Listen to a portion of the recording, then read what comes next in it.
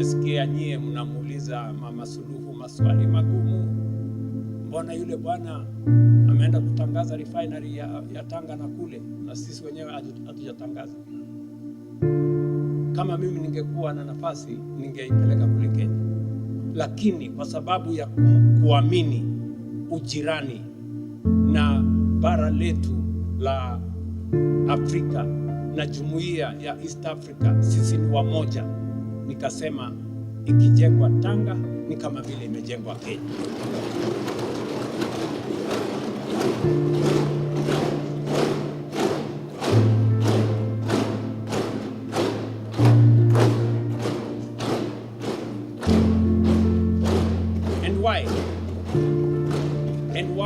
And why are we building it in Tanga?